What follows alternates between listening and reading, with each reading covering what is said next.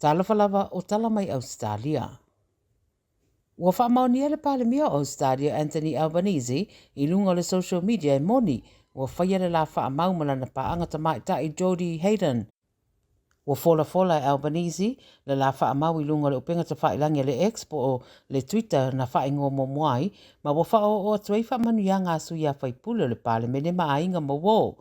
Whaamanianga me le minista o le vai pafo Ausetalia Penny Wong na ia whaamalo ai le palemia ma whao o ai ana fwy whaamanianga.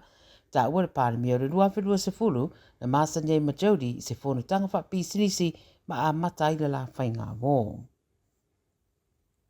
Ua whaatanuina le company tele whaita avale le Master ina ia tutongi le se furu tasi te 5 miliona mo le whaasase ina o ana paanga I ta avale o lo iei mea wha le tonu ma ia te tau o tangata whaatau. Mo ripatia le 9 News o le whaiunga lea mai le whaamsinonga ina ua whaamawina e fast food riba ni mata upu na tu ina ini whaamataranga se I tangata whaatau e to aiba whaatatau I ta avale e fitu sa iei ni wha le tonu ia matoe adia e ini wha le tonu lua tausanga talu ana whaatau.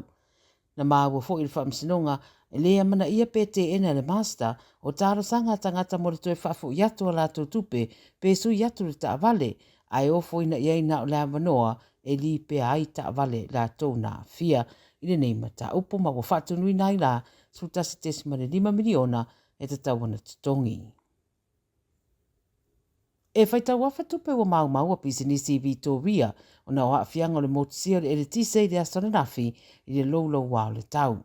Whai mai le mau anise le asona nafi le Valentine o se aso e whatatau I le alofa, peitai, e nei whaalongo I nai e le toa tere se alangona o na oa afianga mai winga lou wao le tau o le ngata ina whaaleanga I mea tō tino a ua tele mea ua mau wai o na o le motusio le tise whaaleanga I nai a ano manufasi mo le tele o pisinisi a toa maisi a fianga. O iei fo I di poti wa tāpunia whai tato o nisi o whale o loa I le so, o na o le whaaleanga ina o loa, ma nisi whai pisinisi wa whai a whai ungo le a whaamuta ia au nanga. Moni maustas whai pisinisi mai Mulgrave, sidia marsenau di masu duafe le tau o ana o loa ua mau, I le motu sio le tise ma whaaleanga ina o mei tono le whale o loa, mai le whaale tono le tau mai le aso rawa iana nafi.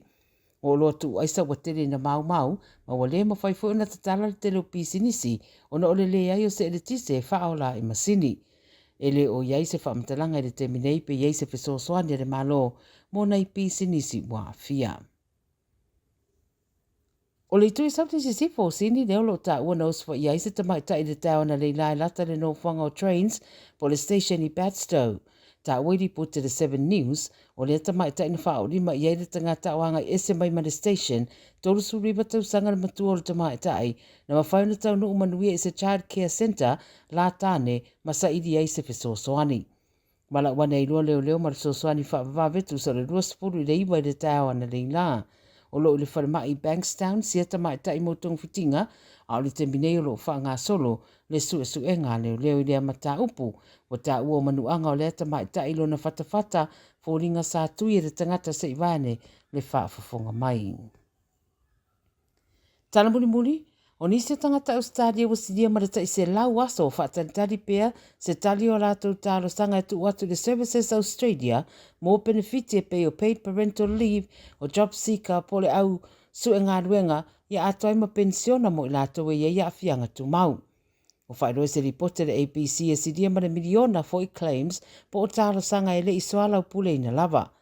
Whaeroe fina ngalo le fia o le to tele le nei mata upu ma whaeroe ai e whai o le taunga tau le soifuanga mana o mia o le sosoani mo le soifua ia su taitasi a o le fiu fo ia tavidi ma whaatantali se tari ane o talo sanga o lo o tari e pea mo ni nai fe sosoani ma le malo. Paule isi whaamtaranga whaamtu mai le Services Australia o ta wai e toru wafe le au whainga nuenga whaopopo o le angari rue nei I mata upu ia ma talo sanga e pe o na talia. Ma lo talo to tele talo sia ia maua I se whaamama venga ma vave maua nei talo sanga mo benefiti wa leva ona whaatalitali.